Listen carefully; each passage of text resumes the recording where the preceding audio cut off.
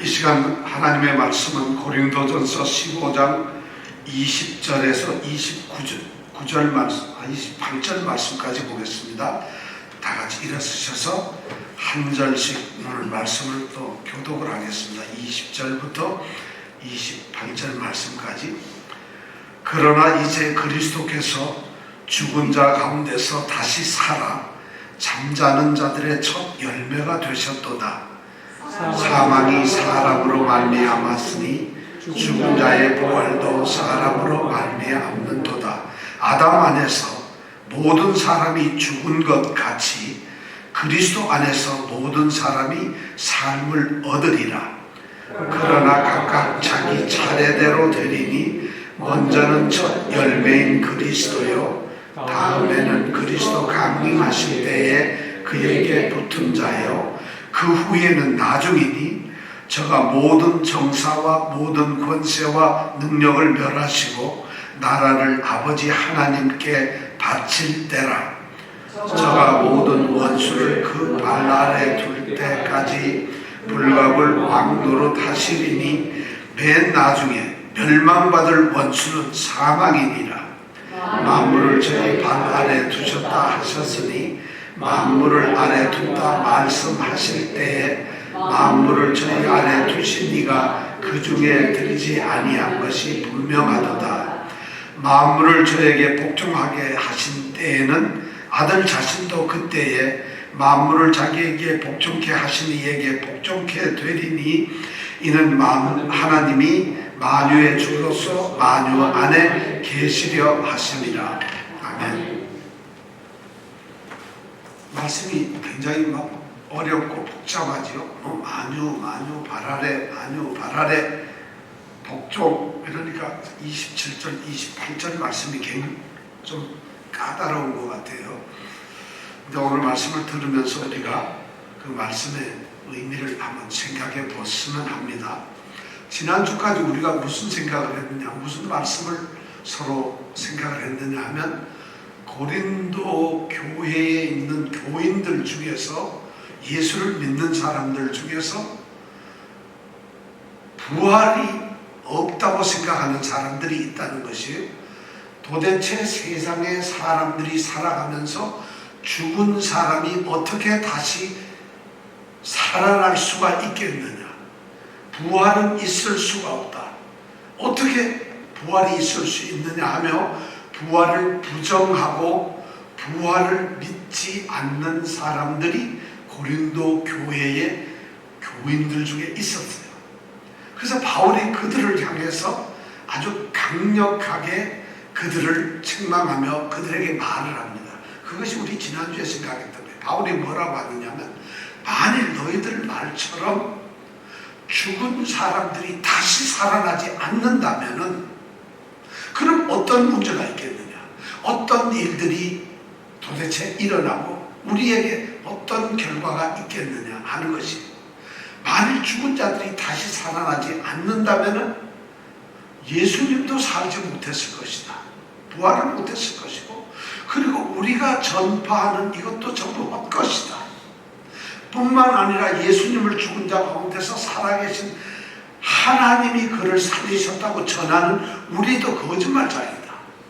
뿐만 아니라 우리가 이렇게 전한 말을 들은 너희들도, 너희 믿음도 헛것이다. 그리고 무엇보다도 중요한 것이, 예수를 믿고 죽은 사람들, 부활을 믿고 죽은 사람들이 제일 불쌍하고 그들은 다시는 살지 못하지 않겠느냐. 그리고 부활을 믿었던 우리는 여전히 죄 가운데 있는 사람이 될 것이고, 이 세상에서 가장 불쌍한 존재들이 될 것이다. 만일 부활이 없다면. 바울은 그런 이야기를 고린도 교회 성도들에게 했습니다. 그리고 나서 오늘 20절의 말씀이 시작이 됩니다. 그러나 이제 그리스도께서 죽은 자 가운데서 다시 살으셨다는 거예요. 너희들이 그렇게 생각을 하고 그렇게 주장을 하는 사람이 있지만, 그렇다 하더라도 그것은 거짓이고 그것은 있지 않는 것이다. 너희들이 아무리 그렇다 하더라도 그렇지만 이제 그리스도께서 죽은 자 가운데서 다시 살아나셨다고 20절에 이야기를 하고 있어요. 여기서 그러나 이제 얼마나 중요한 말인지 몰라요. 너희들이 그런 사람이 그렇게 고집을 부리고 있고 그렇게 막무가내로 부활을 부정하고 부활을 믿지 않는 사람이 있다 할지라도 그것이 부활이 없어지는 게 아니다. 그렇다 하더라도 그러나 이제 그리스도께서는 죽은 자 가운데서 다시 살아나셨다. 그러니까 우리의 믿음도 헛것이 아니고 우리가 전파하는 것들도 헛것이 아니고 우리가 이 세상에서 제일 불쌍한 자도 아니고 우리는 여전히 죄 가운데 있는 사람들이 결코 아니라는 것이에요. 그러면서 바울은 그리스도께서 다시 부활을 하셨는데 다시 살아나신 것이 그게 도대체 어떤 의미를 갖는가 하는 것을 우리에게 두 가지 정도 이야기를 하고 있어요. 첫 번째가 뭐냐면 20절에 보니까 잠자는 자들의 첫 열매가 되셨다고 말씀을 합니다. 예수님이 부활하신 그 사실은 잠자는 자들의 첫 열매와 같은 것이다. 열매가 되신 것이라고 이야기를 합니다. 자, 여기서 잠자는 자라는 말은 보통 그리스도인들, 예수를 믿는 사람들이 죽은 것을 표현할 때 성경은 그리스도 안에서 잠을 잔다 이렇게 표현합니다. 왜냐하면 언젠가는 다시 부활하고 일어날 것이기 때문에 죽은 자들을 잠자는 자라고 표현을 하는데 바로 예수님께서는 부활을 하셔서 그 부활을 하신 것이 어떤 의미냐? 그렇게 그리스도 예수를 믿고서 잠자고 죽은 자들에게 처음에 열매가 됐다는 것이죠. 이 첫 열매란 말은 성경에 아주 많이 나오는 구약에 보면 굉장히 의미 있게 해요.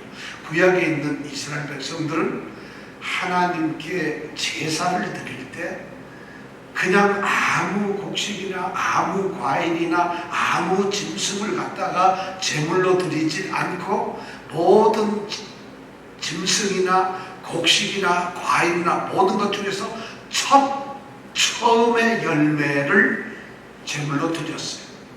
그러니까 첫 열매라는 것은 굉장히 중요한 두 가지 의미가 있어요. 잠자는 자들의 첫 열매가 되셨다는 이야기는 이제 수확이 되고 거두어 드릴 때가 되었는데 그 중에서 처음으로 익은 것이 바로 예수 그리스도의 부활이라는 얘기예요. 그러니까 예수님은 순서적으로 제일 먼저 부활이 되신 분이라는 것이에요. 그러니까 예수님이 이 땅에서 부활하신 분 중에 첫 번째 분이라는 것이죠. 그것이 첫 열매라는 거예요. 그럼 그런 첫 열매가 우리에게 어떤 의미를 주느냐?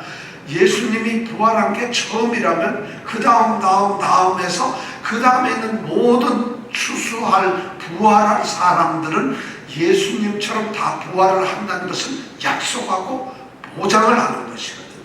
우리가 농사를 짓는데 첫 열매를 따고 그 다음 열매들은 다 죽거나 없어지는 것이 아니라 첫 열매를 우리가 수확을 하게 되면 그 다음에 있는 모든 열매들은 저절로 수확을 하겠다는 약속이고 보장이 되는 것이거든요. 그래서 예수님이 부활하신 것이 첫 열매라면 예수님이 부활하신 것처럼 우리 모든 그리스도인들도 부활을 한다는 것입니다. 부활할 수밖에 없다는 것을 이야기를 할 때 잠자는 자들의 첫 열매가 되셨다는 것입니다. 자, 그리고 두 번째로 이야기하는 것이 바로 오늘 21절과 22절에 있는 말씀이에요. 여기에 보니까 매우 중요한 어떤 원리를 하나 말을 하고 있습니다. 그 원리가 뭐냐면 대표 원리라고 하는 것입니다. 한번 따라해 볼까요? 대표 원리. 다시 또 크게 시작. 대표 원리. 대표 원리가 뭐냐? 21절과 22절의 처음 구절이 이렇게 되어 있어요.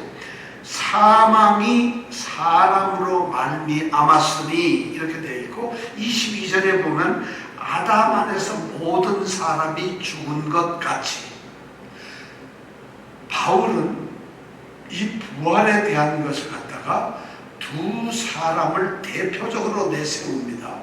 두 사람을. 한 사람은 하나님이 여자에게서 난 것이 아니라 하나님이 창조하고 만들어낸 처음 사람 아담을 이야기하고 있고, 또 한 사람은 사람에 의해서 난 것이 아니라 성령으로 잉태된 사람 예수 그리스도를 이야기합니다. 아담과 예수 그리스도를 우리 인류의 두 대표자로 바울은 지금 이야기를 하고 있어요. 아담도 우리 인류의 대표자고 예수 그리스도도 우리 인류의 대표자다. 그래서 이번 첫 번째 아담, 예수 그리스도를 두 번째 아담, 또는 아담을 첫 번째 사람, 예수 그리스도를 두 번째 사람이라고 성경은 여러 군데서 이야기를 하고 있습니다.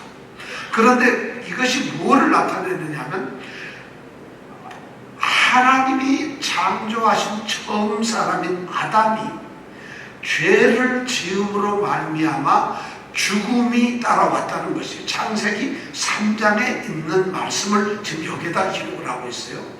아담이 처음으로 창조된 사람인데 그 사람이 하나님의 명령을 어기고 죄를 저질렀어요. 그러니까 아담이라는 사람 때문에, 한 사람 때문에 이 세상에 죄가 들어왔어요. 죄라는 것이 생겨났어요. 그래서 죄를 지은 사람에게 하나님께서는 죽음을 허락하셨어요. 그래서 죄를 지은 이 인간들은 죽게 되었다는 것이죠. 창세기 3장에 그 얘기죠. 아담이 하나님이 금하신 선과 악을 알게 하는 선악과를 따먹게 되고, 하나님이 그것을 징계하셔서 죽게 만들고 그들이 영원히 노동하고 힘들게 하고 아이들을 낳는 해산의 고통을 주고 그렇게 했다는 것이죠. 바로 아름다운 하나님의 창조 세계가 한 사람 때문에 죄가 들어오게 되고, 죄 때문에 사람들은 죽음이라는 것을 맛보게 되었다는 것이죠. 그럼 죄가 없었을 때는 사람이 죽었을까요? 이 말씀대로 하면 아담이 창조되던 그 에덴 동산에는 죽음이 없다는 것이죠. 바로 그래서 죄가 들어왔어요. 그래서 이 사망이란, 죽음이라는 것이 사람 때문에 들어왔고, 바로 그 아담 때문에 사람들이 죽게 되었다는 것이죠. 그럼 왜 아담 때문에 우리가 죽어야 하느냐? 아담의 후손으로서 모든 사람들은 아담 안에 속해 있는 아담과 같은 사람들이라는 것이죠. 그래서 모든 사람들은 죽을 수밖에 없게 되었다는 것이죠. 아담 이후에, 하나님이 만드신 창조의 첫사람 아담 이후에 이 세상에서 죽지 않는 사람, 죽지 않을 수 있는 사람은 아무도 없어요. 그래서 바울은 그 얘기를 아담에 소속된 그런 사람들은 누구든지 다 죽는다는 것이죠. 그런데 두 번째 사람인 예수 그리스도에 속한 사람은, 예수 그리스도가, 두 번째 사람인 예수 그리스도가 부활한 것처럼 똑같이 예수 그리스도 안에 속한 사람은 부활을 한다는 것이죠. 아담 안에 속한 사람은 죽게 만들지만 예수 그리스도 안에 있는 사람은 오늘 말씀 22절에 보니까 삶을 얻으리라 되어 있어요. 삶을 얻는 것이에요. 예수 그리스도를 믿는 사람은 죽지 않고 죽음을 이겨내고 생명을 얻는다는 것이에요. 우리는 궁금한 게 두 가지가 있어요. 첫째, 그럼 예수 안에 있는 예수님 때문에, 그리스도 때문에 모든 사람은 다 삶을 얻는다고 되어 있는데, 우리 22절에 그렇잖아요. 그리스도 안에서 모든 사람이 다 삶을 얻는다 되어 있는데, 그럼 예수 안에 그리스도 때문에 모든 사람이 정말 삶을 얻게 됩니까? 그건 아니라는 것이에요. 여기서 모든 사람이라는 것은 그리스도 안에서, 그리스도 안에 있는 사람들만 삶을 얻게 된다는 것이에요. 그리스도는 이 세상에 삶을 얻게 하는 생명을 주셨지만, 부활을 주셨지만, 그 참된 생명이 이 세상 모든 사람들에게 주어진 것이 아니라 예수님 안에, 예수님을 믿는 사람에게만 생명이 주어진다는 것이에요. 예수님이 생명을 못 주시는 게 아니라 예수를 믿는 사람만 예수님이 주시는 그 생명을 얻는다는 것이에요. 그러면 우리가 궁금한 게 있어요. 자, 우리는 이 땅에서 예수를 믿어요. 그리스도 안에서 그리스도를 믿으면은 우리는 죽음을 이길 수 있고 살아나야 되는 거죠. 그런데 왜 예수를 믿는 사람들은 여전히 다 죽을 거예요. 예수를 믿는데도 부활한 사람 아무도 못 봤어요. 그리고 다 죽어요. 그런데 분명히 그리스도 안에서 분명히 생명을 얻는다고 되어 있는데 어떻게 다 죽을까요? 이제 그런 문제가 생기죠. 근데 그리스도 안에서 있는 사람들은 예수님이 부활을 하신 것처럼 우리는 몸으로 부활을 하게 되는데 어떻게 부활될 것인가? 그 다음 이야기 우리가 23절에 보면 거기에 대한 답을 줍니다. 그럼 언제 그리스도 안에서 죽은 자들이 삶을 얻고 부활을 하게 될까? 그게 궁금하잖아요. 그렇다고 해서 우리가 예수를 믿었기 때문에 부활이 없는 것이 아닌데, 그렇다면 우리가 최종적으로 얻게 되는 그 부활은 언제일까? 우리가 그것을 보면 23절에 우리에게 이야기를 하고 있어요. 자, 23절 우리 같이 한번 읽어볼까요? 시작. 그러나 각각 자기 차례대로 되리니. 네, 이 부활은 그냥 어느 날 갑자기 모든 사람들이 일시에 똑같이 부활이 되는 것이 아니라는 것이에요. 부활은 각각 자기 차례가 있다는 것이에요. 여러분들의 부활 차례는 언제 같아요? 저는 부활의 차례가 언제일까요? 오늘 말씀해 보니까 그러나 각각 자기 차례대로 된다고 말씀을 하고 있어요. 근데 제일 첫 번째, 먼저는 어떻게 되죠? 누구죠? 첫 열매인 그리스도. 부활의 첫 번째 되는 사람은 첫 열매인 예수님이 첫 번째 부활을 하신다. 순서가 그렇다고. 자, 순서가 첫 번째 누구라고요? 예수님. 그리스도께서 부활하셨어요. 그럼 우리는 그 다음 차례 정도 될까요? 그 다음 차례 한번 읽어볼까요? 자, 다음에는 그리스도 강림하실 때에 그에게 붙은 자다. 그 다음에 부활하는 것은 이걸 딱 보니까 예수님이 부활하고 나서 바로 부활하는 것이 아니에요. 보니까 다음에는 그리스도가 강림하실 때에 우리가 부활한다는 것이에요. 그리스도 강림한다. 그리스도가 강림이라는 것은 예수님이 이제 부활하셔서 하늘에 오르시고 하나님 우편에 앉아 계시다가 이 세상을 마지막으로 심판을 하실 때, 이 세상에 판단을 내리셔서 하나님의 백성은 살리고 하나님의 백성이 아닌 죄를 지은 사람은 지옥으로 떨어뜨려서 살리는 그 마지막 최후의 예수님의 사역을 완성하실 그때, 바로 강림하실 때에 누구라고요? 그에게 붙은 자.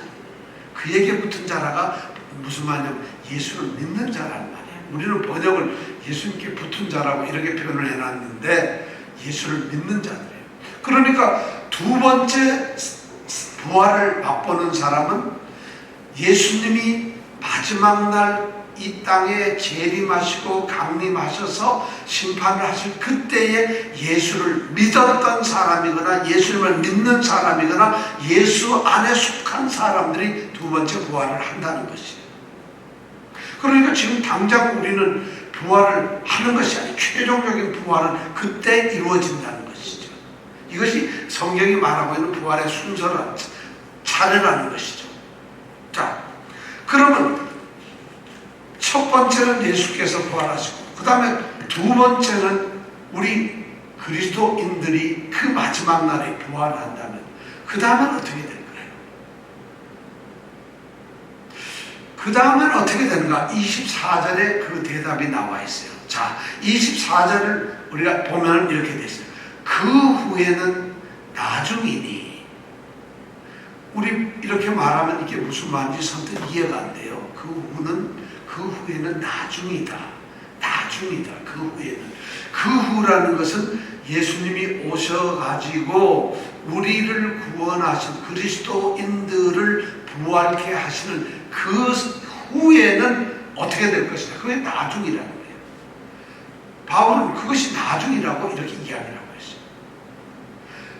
우리가 딱 생각할 때 처음에는 그리스도의 부활, 그리고 두 번째로 그 다음에는 믿는 자의 부활이 있다고 한다면 그 다음에는 어떤 부활이 있을 것 같아요, 여러분? 않는 사람들이 뭔가 부활해야 되지 않아요? 왜냐하면 예수를 믿지 않는 사람들을 부활시켜서 그들을 갖다 심판을 하고 그들을 지옥에 떨어뜨리는 이런 부활을 해야 된다. 우리는 그렇게 생각하고 그 후에는 그 다음엔 하면 세 번째 믿지 않는 자들을 기대를 하고 생각을 하고 있어요. 그런데 바울은 그 얘기를 하지 않는 거예요. 오늘 말씀에는 그 후에는 나중에니, 이 말이 무슨 말이에요? 여기서 나중이란 말은 마지막 종말이에요. 이 말은 그 후에는 종말이다, 끝이다 이거예요. 그 후에는 끝이다 이렇게 하고 바울은 선언을 하고 있어요. 우리 번역을 그 후에는 나중이니 이렇게 번역을 해놓으니까 우리가 그 감이 안 오는데, 이 원문에는 그 후에는 종말이다, 다 끝이라는 것이에요. 그러니까 바울의 머릿속에 부활은 예수님과 예수를 믿었던 성도들, 그리스도인들에게만 부활을 생각하고 있고, 그 다음에는 부활이 의미가 없는 것이에요. 왜냐하면 그들의 부활은 고통의 부활이고 심판의 부활이고 정말 죽는 것 같은 고통의 부활이기 때문에 부활이 기쁘지 않아요. 그러나 우리 믿는 자들에게는 부활이 너무 축복된 은혜이기 때문에 그래서 두 번째까지만 생각을 합니다. 그 후에는 세상에 종말이 있을 뿐이다, 이렇게 말을 하죠. 자, 그러면 예수님께서 오셔가지고 그리스도인들을 부활시키신 다음에, 구원하신 다음에, 그 다음에 세상이 종말이라면 그 종말에 주님께서는, 예수님께서는 그 종말, 세상의 마지막 그 종말 때 무엇을 하실까요? 24절에 보니까 두 가지를 하시는 것 같아요. 두 가지를 하시는데, 첫 번째 주님께서 하시는 건 뭐냐면 모든 정사와 모든 권세와 능력을 멸하신다고 되어 있어요. 24절에 보니까 이제 세상의 종말 마지막에, 그 마지막 세상 끝에는 예수님이 오셔가지고 하시는 일이 두 가지인데, 첫 번째 하시는 일이 뭐냐면 모든 정사와 모든 권세와 능력을 멸하신다고 되어 있어요. 모든 정사, 모든 권세, 능력이 뭘까요? 이 땅에서 사단의 세력들, 이 땅에서 죄의 세력들, 그래서 사망을 가지고서 죄가 왕성하게 이 땅에 지배하고 있고, 그리고 이 공중의 권세 잡은 자들, 하나님을 대적하는 자들, 마치 창세기에서 하나님이 창조하신 에덴에서 이 사탄이 사람을 유혹해서 이 세상에 죄를 들어오게 하고 사망을 가져오게 했던 그 사탄의 세력들, 그걸 통칭해서 모든 정사와 모든 권세와 능력이라고 바울은 이야기를 하고 있어요. 그 모든 하나님을 대적했던 모든 세력과 힘을 갖다가 멸하는, 그것이 그 최종 마지막에 하시는 일이라는 거죠. 그리고 두 번째는 뭘 하시냐 보니까 그렇게 정사를 다 없었는데, 그 다음에 두 번째 하시는 것이 24절에 보니까 나라를 아버지 하나님께 어떻게 한다고요? 바친다는 거죠. 아버지 하나님께 나라를 바친다. 이것이 무슨 말이에요? 예수님은 이 땅에 오셔서 하나님으로부터 모든 권세를 받으셔서 내가 너에게 하늘과 땅과 세계를 다스리는 권세를 주셨다고 했어요. 그러니까 예수님은 이 땅에서 세상을 다스리는 권세, 주권을 가지고 계셨어요.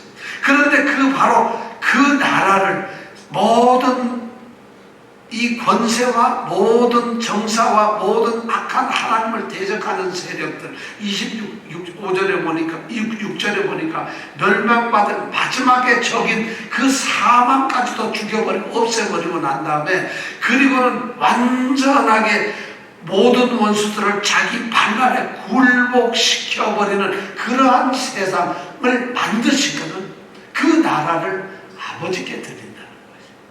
주님이 하시는 건, 주님은 이 땅에 오실 때에 하나님께서 너는 그 땅에 가서, 이 땅에 가서, 내가 창조한 이 세계에 가서 하나님의 권세와 하나님의 통치를 갖다 방해하고 그것을 갖다 흠집내고 사람들을 빼앗아서 죄 가운데서, 사망 가운데서 죽게 했던 그 악한 세계를 네가 다스려서 그들을 멸망시키고 그 나라를 아버지께 바치는 이런 사명을 가지고 왔다는 것이에요.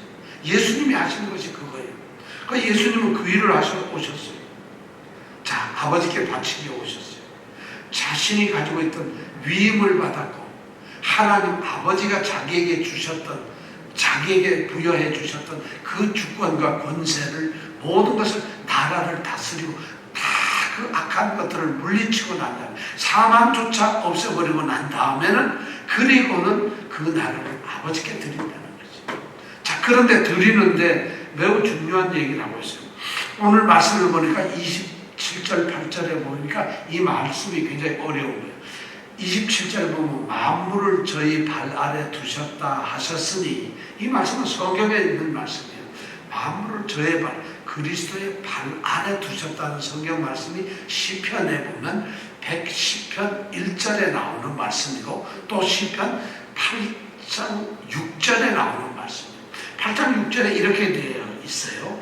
주의 손으로 만드신 것을 다스리게 하시고, 누구에게? 예수님께, 그리스도 주의 손으로 만드신 것을 다스리게 하시고 만물을 그 발 아래에 두셨으니, 만물을 그 발 아래 두셨다, 이렇게 시편 8장 6절에는 이야기를 하고 있어요. 바로 그 얘기를 하는 거예요. 성경에 보면은 그렇게 돼 있다면, 하나님이 모든 것을 예수 그리스도의 발 아래 복종하게 하셨다라고 말을 하셨다.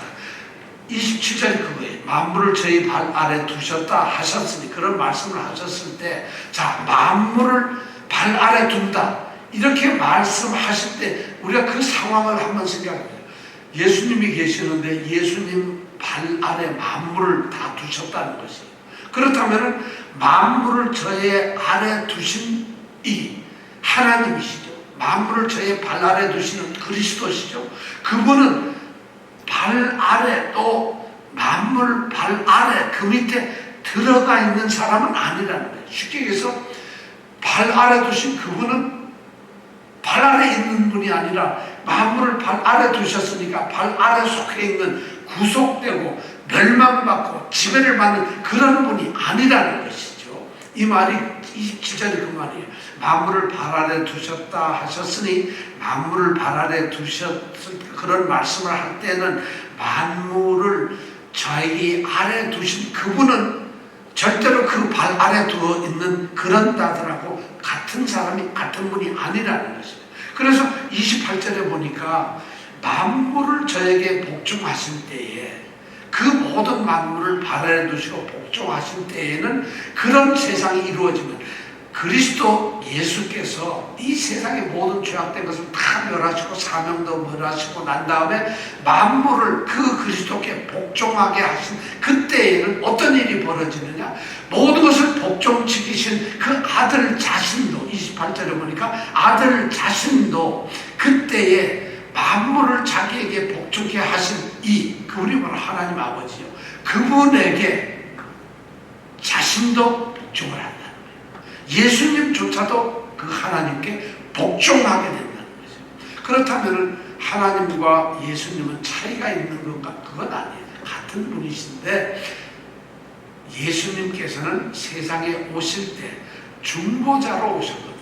하나님이 보내셔서 이 땅에 오셔가지고 하나님의 일을 사역을 하는 거죠. 그러니까 예수님의 사역이 그런 것이고, 결국에 사역을 마치신 다음에는 이 모든 하나님께서 천지를 창조하시고 하나님이 아름답게 만들었던 그 하나님의 나라를 다시 회복해서 드린다는 것이에요. 그 다음에 보니까 28절에 보니까 이는, 제일 끝에 보면 이는 하나님이 만유의 주로서 만유에 계시게 하십니다. 뭐냐? 하나님께서 만유의 주로서 만유를 다스리는 그 통치권을 하나님께 돌려드린다는 거죠. 엄청난 얘기를 하고 있어요. 바울은 이 성경에서 지금 부활의 얘기를 하고 있어요. 그리스도의 부활과 그리스도의 이제 부활을 통해서 우리 성도들이 부활한다는 이야기를 하고 있는데, 그 부활의 사실보다도 더 뛰어난 거예요. 우리가 믿는 목적은 부활해서 하나님의 자녀로서 하나님 나라에 사는 것이 아니라, 예수 그리스도는, 바울은 시야를 다른 곳으로 돌리고 있어요. 성도들이 부활을 해서 하나님의 자녀로 천국에 사는 것이 아니라 바울이 지금 이야기하고 있는 것은 그 천국을 얘기하고 있는 것이에요.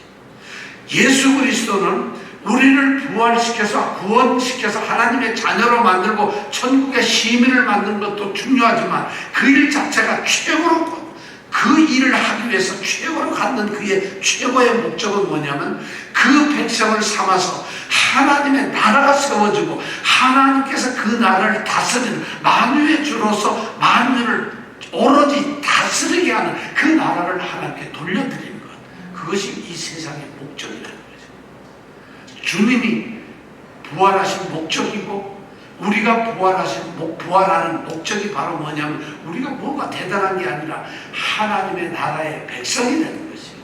그래서 하나님이 다스리는 나라가 된다는 것이에요. 그래서 성경은 그 하늘나라에 우리가 부활이 되어서 백성이 되어 그리스도와 함께 왕노릇을 한다고 되어 있어요. 그럼 그 나라의 왕노릇이 아니라 발 아래에 있는 모든 사탄 이것들을 우리는 지배하게 된다는 것이죠. 이것이 바로 부활의 최종적인 목적이자 바울이 꿈꾸는 바로 하나님 나라의 회복이라는 것이죠. 그렇습니다. 그리스도의 부활의 최종 목적은 우리의 부활을 넘어선 하나님의 뜻을 세우셨던 하나님의 그 나라의 회복입니다. 하나님이 창조하신 세계가 사단의 유혹 때문에 죄가 들어오고 사람들이 죄 가운데서 죽어가서 하나님의 통치가 허물어지고 하나님의 통치가 어그러지고 하나님의 아름다웠던 세계가 엉망이 되어버렸어요. 오늘날 보면 그런 거 아니겠어요? 이 세상엔 하나님의 정의가 없어져 버리고 하나님의 그 공의도 없어져 버리고 하나님께 영광을 돌리는 것 자체도 없어져 버린 하나님의 나라가 마치 없어진 듯하게 보입니다. 그것을 회복시키기 위해서 예수님께서는 하나님 아버지께서 보내주셔서 이 땅에 아들로 오셨고 그 아들에게 모든 권세를 주셨고 그분이 바로 이 땅에서 부활하심으로 죽음이라고 하는 죄의 권세에서 그 죄가 가지고 있는 최고의 권력인 죽음이라는 것을 스스로 이기시고 그래서 부활하셨다는 거예요. 그렇게 하심으로써 이 예수님이 이루어내신 것은 바로 그 죄의 최고 권세인 사망을 깨뜨려버린 것이고 부활하셔서 이제 그 나라를 다스렸던 이 세상을 다스렸던 모든 사탄의 세력들을 완전히 멸해버리시고 나라를 아버지께 돌려드리는 것, 이것이 바로 예수님의 부활의 의미라는 것이죠. 자, 우리가 바로 이런 부활을 보장받고 있는 성도들입니다. 그런데 성도들이 고린도 교회 교인들이 부활을 믿지 않고 부활이 없다고 이야기를 한다면 말이 되겠습니까? 우리가 지금 부활이 된다는 것은 우리는 부활할 것이라는 이 믿음을 갖는 것은 이렇게 엄청난 하나님의 계획과 하나님의 뜻이 숨어 있는 것이에요. 단순하게 우리가 죽었다가 살아난다는 것이 아니에요. 죽었다가 마지막 우리뿐만 아니라 모든 악한 자들도 부활 다 합니다. 이 세상의 모든 사람은 다 부활하죠. 악한 사람들은 악한 모습으로 부활되어서 심판을 받게 될 것이고 그리스도를 믿었던 그리스도의 사람들은 그리스도 안에서 부활되어서 삶을 얻게 되는 것입니다. 그 삶이 바로 회복된 하나님 나라의 백성으로 살게 되는 것이죠. 이것이 바로 우리가 믿는 믿음, 부활이라는 것이에요. 그런데 부활을 여러분 안 믿을 수 있어요? 이것이 바로 부활의 영광이라는 것을 우리가 어떻게 안 믿을 수 있겠어요? 기독교의 가장 중요한 것은 십자가의 죽음과 부활입니다. 이 두 것은 나눌 수가 없어요. 십자가의 죽음이 있기 때문에 부활이 왔고 부활은 십자가의 죽음을 통해서 그것을 통해서 이루어지는 것이기 때문에 그래서 우리가 믿는 것은 우리의 죄를 사하신 그리스도의 십자가의 죽음을 우리는 믿고 죄가 사해졌을 뿐만 아니라 그 사망의 권세를 깨뜨려 새로운 생명을 주시는 부활을 우리가 믿는 것입니다. 그렇다고 우리 여러분 부활 믿으세요? 아직도 어떻게 죽는 사람이 다시 살 수 있어요? 우리가 죽고 나면 그 짓이 나중에 뭐가 되겠어요? 그렇다면 여러분들은 이 세상에서 가장 불쌍한 사람들이 될 것입니다. 예수를 믿어야 아무 의미가 없는 사람이 될 것입니다. 그래서 우리는 부활을 믿게 됩니다. 부활을 믿은 사람들은 영원한 부활이 있지만은 이 땅에서도 부활을 확신하고 부활을 소망을 가지고 살아가게 된다는 것이죠. 저는 그런 사람들이 어떻게 살아야 될까? 우리는 다음 시간에 그것을 생각하게 된 것입니다. 29절부터 부활을 소망하고 부활을 확신하는 사람들은 어떤 삶을 살아야 될 것인가? 다음 주에 우리는 생각하면서 우리 모든 성도들이 정말 이 부활을 굳게 붙드는 부활 신앙의 성도들이 되기를 원합니다. 기도하겠습니다. 놀라운 말씀, 우리가 새로 사는 것이, 우리가 새로운 생명으로 부활하는 것이 하나님의 나라를 회복하는 것이라는 이 말씀 앞에 우리가 그 큰 영광 가운데 있게 됨을 감사하며 이제 우리 마음속에 우리는 하나님의 나라가 회복되는 그 하나님 나라의 백성들이라는 이 놀라운 은혜, 정말 아버지 하나님 감사합니다. 오늘 그 말씀을 우리에게 들려주시고 우리는 이 세상에서 그냥 던져주고 그냥 살아가는 존재가 아니라 이 세상에서 예수를 믿음으로 말미암아 부활함으로써 우리는 하나님이 회복하시는 그 하나님 나라의 백성이 된다는 이 놀라운 비밀을 알게 되었습니다. 아버지 하나님, 이 땅에 우리 사는 우리가 아무것도 아닌 것이 아닙니다. 그냥 별볼 없이 살아가는 자들이 아닙니다. 그냥 그렇게 살아가는 자가 아닙니다.